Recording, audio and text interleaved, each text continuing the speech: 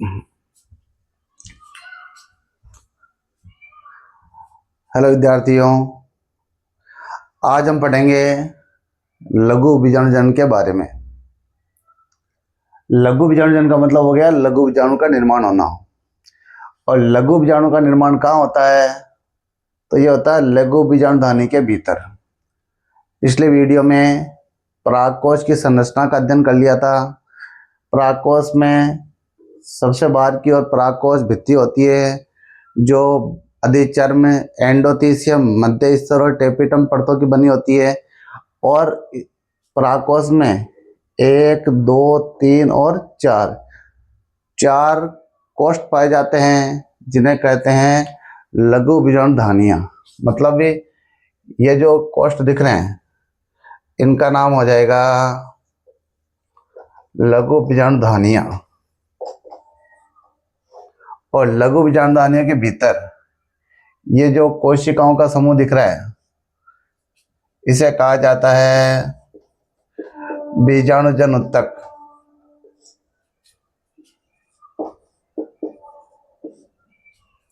बीजाणुजन उत्तक।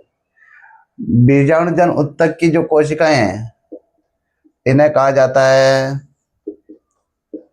बीजाणुजन कोशिकाएं। बीजाणुजन कोशिकाएं। और ये कोशिकाएं होती है द्विगुणित। तो आप देख सकते हैं, ये पूरी संरचना हो गई लघु बीजाणुधानी।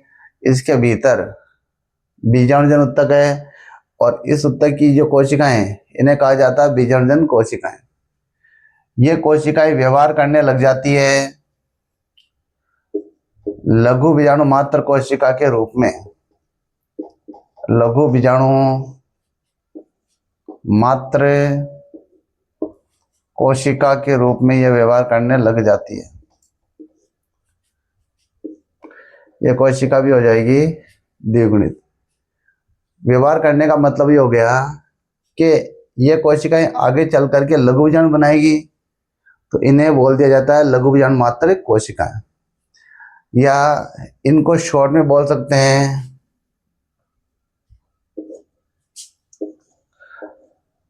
MMC, microspore mother cell. अथवा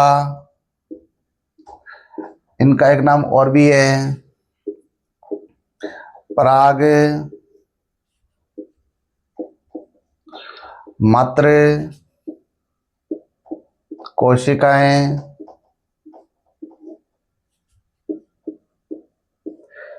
या PMC, पोलन मदर सेल। तो ये कोशिकाएं आगे जाकर के पराग कण बनाती है, इसलिए इनको पराग मात्र कोशिकाएं भी कहा जाता है। तो अब ये जो MMC बोलो या इसको बोल सकते हैं PMC,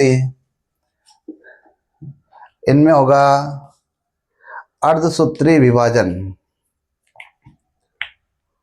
अर्धसूत्री विभाजन। और अश्वसूत्री विभाजन जब होगा तो बनेंगे लघु बीजाणु। एक कोशिका से बनेंगे 4 लघु बीजाणु, जो आपस में केलोस नामक केमिकल के द्वारा जुड़े हुए रहेंगे। यानी इस प्रकार से, जैसे कि ये एक हो गया, ये दूसरा हो गया, ये तीसरा हो गया, ये चौथा हो गया। इस प्रकार से 1, 2, 3 और ये 4।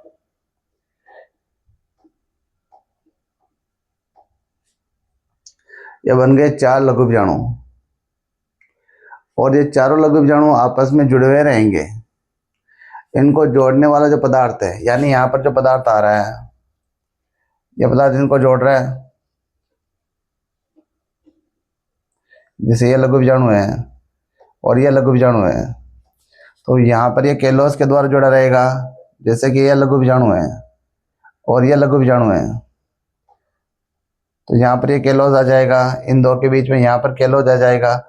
इस प्रकार से हम यहाँ पे देख सकते हैं ये चारों लघु बीजाणु आपस में जुड़े हुए हैं, और इनको जो जोड़ने वाला केमिकल है उसे कहा जाता है केलोस। केलोस। इन चार लघु बीजाणुओं का जो समूह है उसे कहते हैं चतुष्क। अंग्रेजी में बोल सकते हैं टेट्राड। तो इस प्रकार से यहाँ पे चतुष्क बन गया। और ये चतुष्क जो है इसमें ये जो दिख रहे हैं ये लघु बीजाणु, तो इसे आप बोल सकते हो लघु बीजाणुओं का ये चतुष्क बन गया। और ये जो लघु बीजाणु यहाँ पर दिख रहे हैं लघु बीजाणु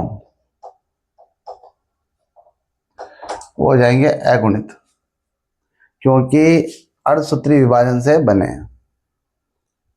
इसके बाद में टेपिटम परत एक एंजाइम स्रावित करेगी, उस एंजाइम का नाम है केलेज। और यह एंजाइम इस केलोस पर क्रिया करके इसको घोल देगा। घोलने से ये चारों लघु बीजाणु सेपरेट हो जाएंगे, और सेपरेट होकर के गोल आकार की रचना पराग कण में विकसित हो जाएंगे। इस प्रकार से ये चार हम बना देंगे यहाँ पर पराग कण। तो परागकण भी कैसे हो गए, तो ये भी एन है तो ये भी हो जाएंगे एन यानी अगुणित। तो इस प्रकार हम देख सकते हैं इन लघु बीजाणुधानियों में बन जाएंगे परागकण। तो जब इनमें परागकण बन जाएंगे तब इनका नाम लघु बीजाणुधानी की जगह हो जाएगा परागधानी। इन्हीं का नाम आगे चल करके हो जाएगा परागधानी, या बोल सकते हैं परागपुट। परागपुट। तो हमने देख लिया यहाँ पर परागकण कैसे बन रहे हैं। लघु बीजाणु जन्म का मतलब हो गया लघु बीजाणु का निर्माण होना। तो यहाँ पे ये लघु बीजाणु बन रहे हैं, तो ये जो पूरा प्रोसेस है इसे आप नाम दे देंगे लघु बीजाणु जनन। अब हम पढ़ेंगे परागकण की संरचना के बारे में।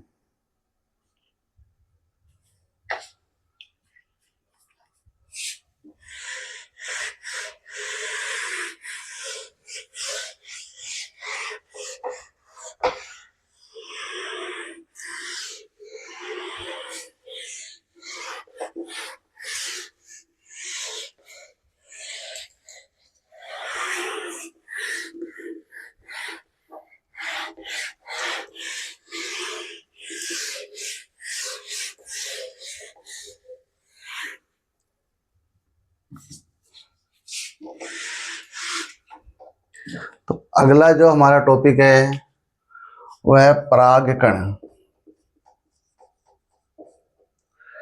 परागकण को अंग्रेजी में बोल सकते हैं पोलन ग्रेन।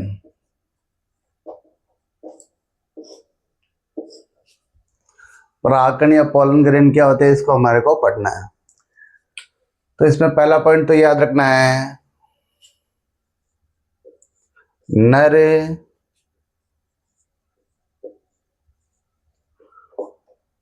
युग्मकोद्भिद यानी मेल गैमेटोफाइट का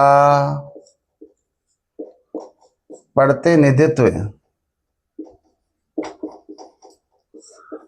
परागकण करता है। परागकण कैसा होता है तो यहाँ पर याद रखना है ये अगुणित होता है, यानी केंद्रक में गुणसूत्रों का एक सेट होगा। एक सिंगल कोशिका है तो एक कोशिकीय हो गया,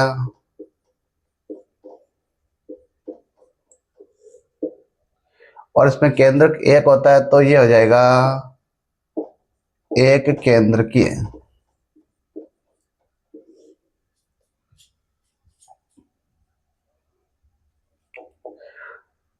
प्राय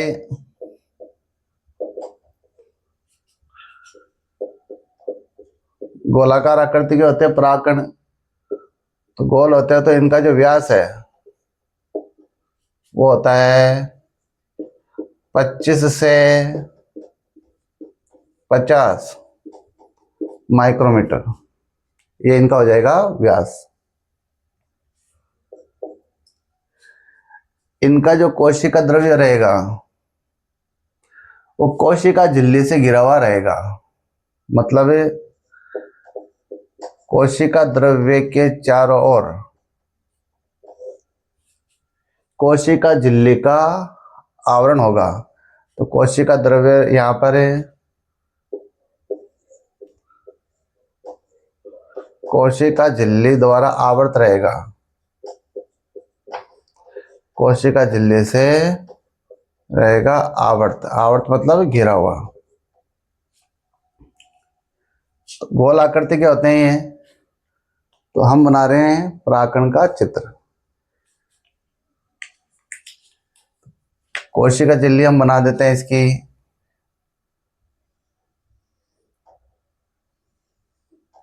ये मान लीजिए कोशिका झिल्ली है,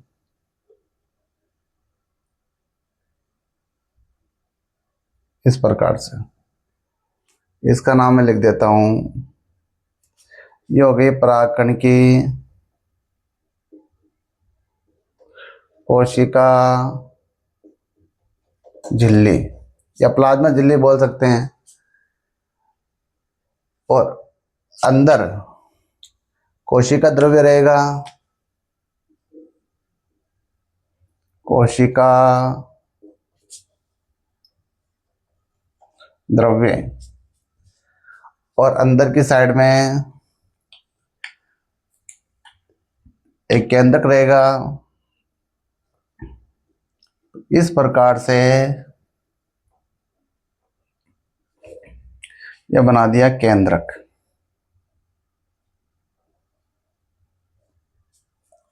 और यह केंद्रक होता है अगुणित। कोशिका झिल्ली जो है उसके बाहर की और कोशिका भित्ति का आवरण पाया जाएगा। कोशिका भित्ति का आवरण कैसा होता है, तो आपको याद रखना है, कोशिका भित्ति में 2 परतें होती है। कोशिका भित्ति, कोशिका भित्ति, परागकण की कोशिका भित्ति में 2 परतें रहेगी। एक रहेगी बाहर की साइड में, जिसे बोला जाता है बाह्य चोल,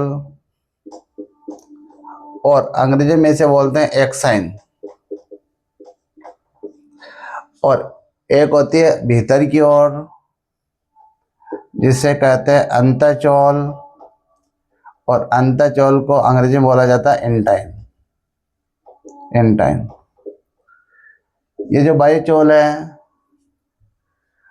वो मोटी होती है, अलंकृत मतलब ऑर्नामेंटेड होती है। ऑर्नामेंटेड मतलब डेकोरेटेड होती है। और अंतःचोल पतली होती है। तो पहले हम अंतःचोल और बाह्यचोल को यहाँ पे बना देते हैं। तो कोशिका झिल्ली के जस्ट पास में इस प्रकार से ये कंटिन्यू एक परत बना देनी है। और ये जो परत होगी, इसी परत का नाम हो जाएगा अंतःचोल। और अंतःचोल के बाहर की ओर बाह्यचोल होगी, जो साइज में बनानी है मोटी और अलंकृत। तो कैसे बनानी है मोटी अलंकृत, इस प्रकार से ये बना रहे हैं।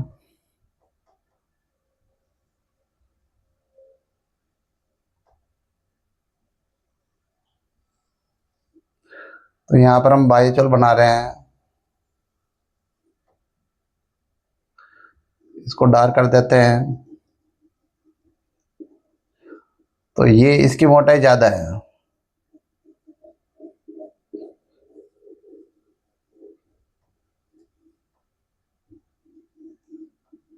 इस प्रकार से ये हो गई बाह्यचोल। इसकी मोटाई अंतःचोल के कंपेयर में ज्यादा है।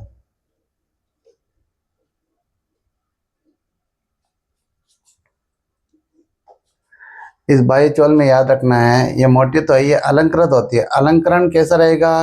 कांटे के नुमा और रहेगा नॉर्मली। तो क्या करना, क्या है यहाँ पर, ये कांटे नुमा अलंकरण दर्शा देना है। जैसे कांटे नुमा दर्शा दिया, फिर कांटे नुमा दर्शा दिया, ऐसे। तो जगह जगह पर ऐसे कांटे नुमा अलंकरण अपने को दर्शा देना है।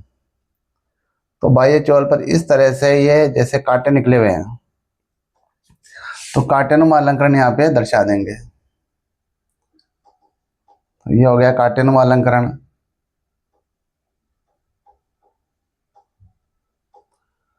इस प्रकार से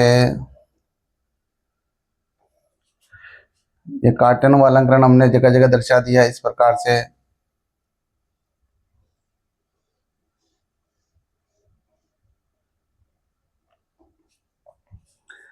तो ये कांटे की आकृति का ये अलंकरण हो गया। इसको थोड़ा डार्क कर देते हैं।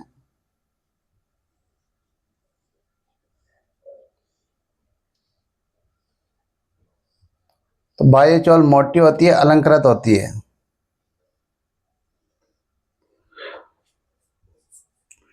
तो ये हमने बना दी बाह्यचोल। और एक पदार्थ की बनी होती है, उस पदार्थ का नाम है स्पोरोपोलेनिन। स्पोरोपोलेनिन।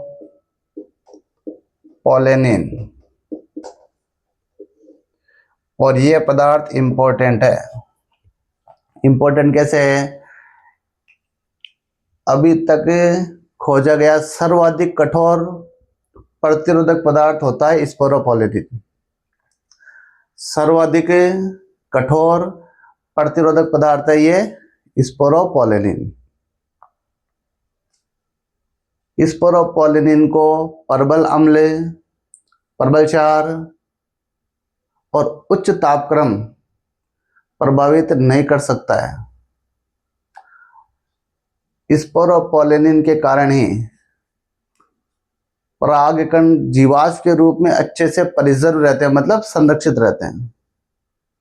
अभी तक ऐसा एंजाइम खोजा ही नहीं गया है जो स्पोरोपोलेनिन को निम्नीकृत मतलब तोड़ दे। तो ये स्पोरोपोलेनिन के बारे में अपने को याद रखना है। अंताचोल, ये पतली हो गई, सतत हो गई।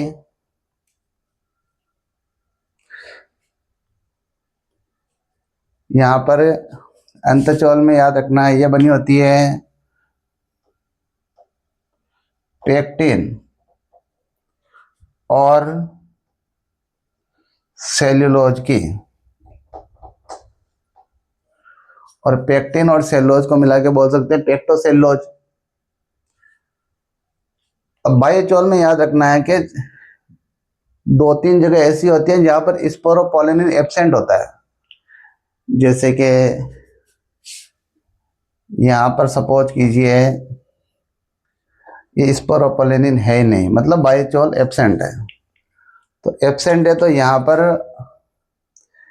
एक बन जाएगा छिद्र। ये बन गया छिद्र।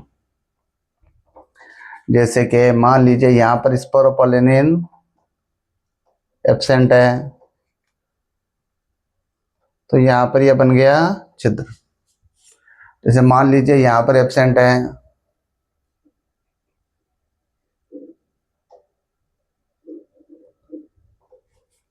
तो यहाँ पर एब्सेंट है तो ये बन गया एक छिद्र। तो इस प्रकार से 2 से 3 तक ये छिद्र पाए जाते हैं। इन छिद्रों को कहते हैं जनन छिद्र। इन छिद्रों को कहा जाता है जनन छिद्र। परागकण वर्तिकाग्र पर जब अंकुरित होता है तो ये जो अंतःचोल है, ये अंतःचोल एक नलिका के रूप में फैल करके इस जनन छिद्र से होकर के, किसी से भी आ सकती है, जनन छिद्र से होकर के बाहर आती है। तो ये हमने परागकण की संरचना के बारे में पढ़ लिया। अब परागकण के बारे में कुछ पॉइंट्स है वो याद रखने हैं। कौन कौन से पॉइंट्स हैं?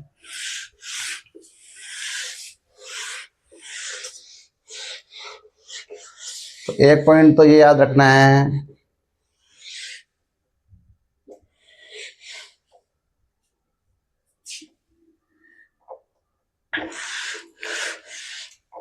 जो कीट परागित पुष्प होते हैं, मैं नाम लिख रहा हूं, कीट परागित पुष्प। कीट परागित पुष्प का मतलब ऐसे पुष्प जिनमें कीट परागण होता है। कीट परागण का मतलब हो गया कीड़ों के द्वारा एक फूल के परागण को दूसरे फूल की वर्तिका अगर पर लेके जाया जा रहा है तो वो कहलाएगा कीट परागण।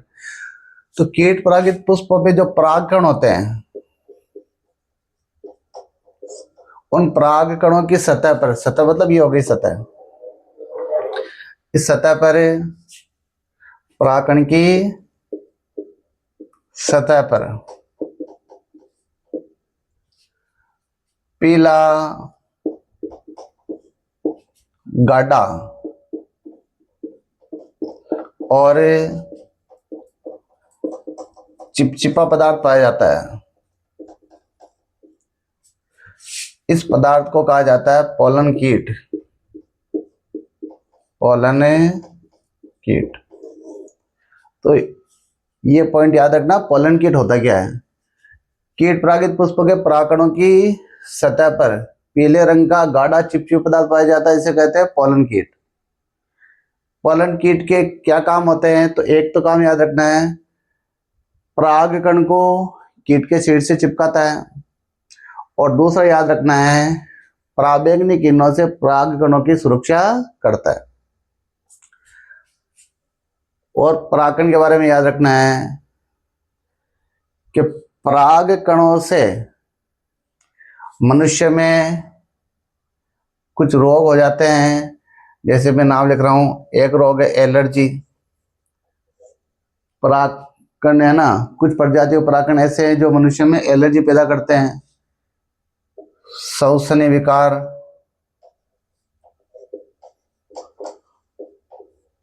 जो लंबे समय तक के लिए रहते हैं वो हो जाते हैं, जैसे फॉर एग्जाम्पल अस्थमा, अस्थमा को बोल सकते हैं आप दमा। ब्रोंकाइटिस, ब्रोंकाइटिस मतलब श्वसनी शोथ। तो ये श्वसनीय विकार हो गए। तो एलर्जी हो गया, अस्थमा है, ब्रोंकाइटिस है, ये बीमारियां परागकण पैदा करते हैं। एक पौधे का नाम बुक में दिया है पार्थेनियम। पौधे का नाम लिख देता हूं पार्थेनियम। इसे बोला जाता है गाजर घास, गाजर घास।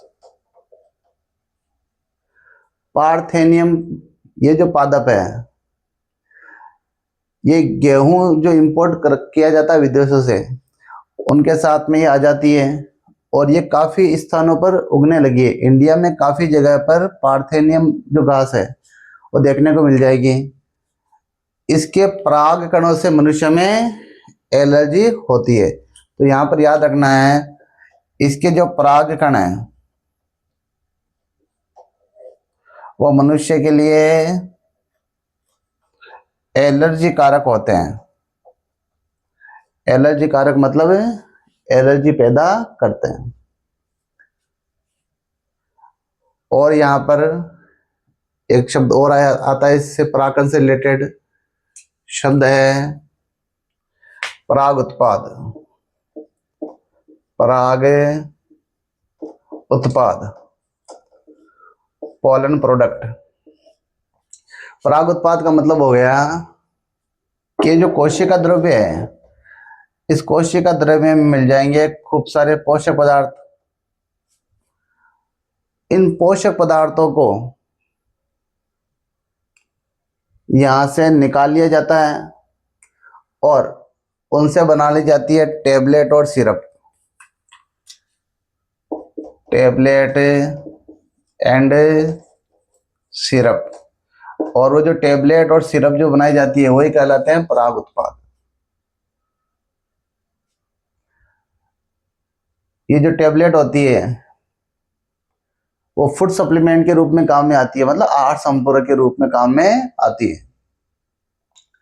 और इन पराग उत्पादों को जो रेसिंग हॉर्सेज होते हैं, मतलब धावक अश्व यानी रेस में पार्टिसिपेट करने वाले घोड़े, और जो एथलीट होते हैं यानी खिलाड़ी, उन्हें खिलाया जाता है ताकि वो अच्छा परफॉर्मेंस खेल में कर सकें।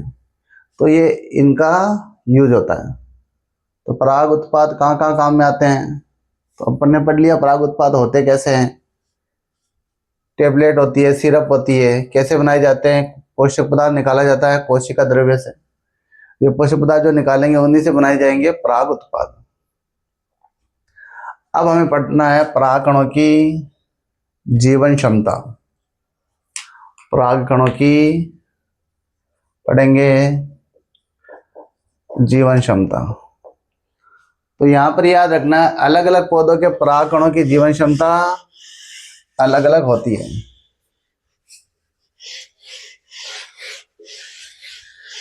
जीवन क्षमता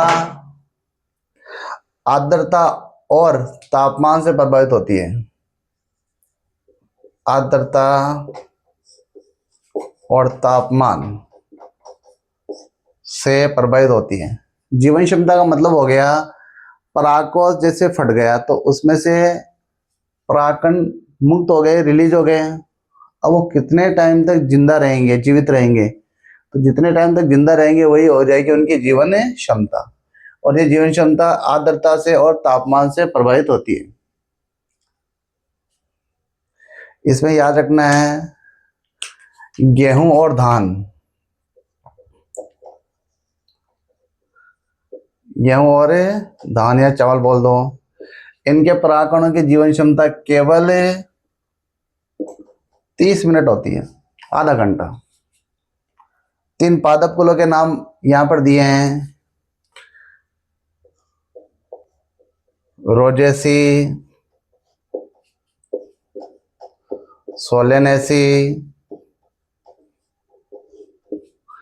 और लेग्यूमिनोसी। लेग्यूमिनोसी ये कुल हो गए पादप कुल। इनके परागकणों की जीवन क्षमता होती है कुछ महीने।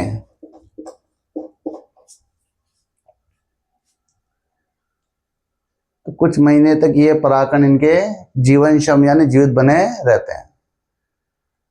अब परागकणों को अगर हमें लंबे समय तक जिंदा रखना है तो एक तरीका काम में आता है जिसका नाम है क्रायो प्रिजर्वेशन।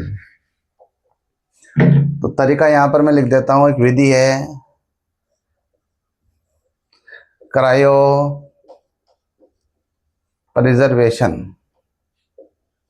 क्रायो प्रिजर्वेशन, इस विधि का इस्तेमाल करके परागकणों को कई सालों तक भंडारित करके रखा जा सकता है। इस विधि में क्या किया जाता है कि -196 डिग्री सेल्सियस तापमान और लिक्विड नाइट्रोजन मतलब द्रव नाइट्रोजन, इनका इस्तेमाल किया जाता है। यानी लिक्विड नाइट्रोजन ली जाती है और इस लिक्विड नाइट्रोजन का टेम्परेचर रखा जाता है -196 डिग्री सेल्सियस, और फिर इस लिक्विड नाइट्रोजन में डाले जाते हैं परागकण। तो जब तक यहाँ पड़े रहेंगे तब तक वो जीवनक्षम रहेंगे।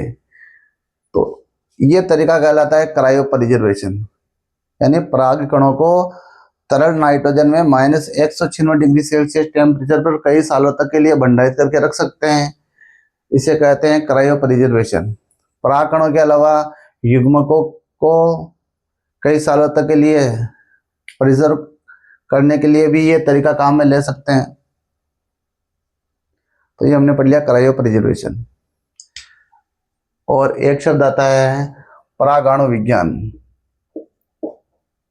परागाणु विज्ञान, परागाणु विज्ञान का मतलब क्या होता है, परागकणों की संरचना और कार्यकी का अध्ययन। जो परागकण है उनकी एक तो संरचना और हो जाएगा उनकी कार्यकी, इनका जो अध्ययन है वो कहलाता है परागाणु विज्ञान। तो हमने पढ़ लिया यहाँ पे परागकण के बारे में, परागकण की संरचना पढ़ ली, इसके बारे में कुछ पॉइंट पढ़ लिए। Thank you.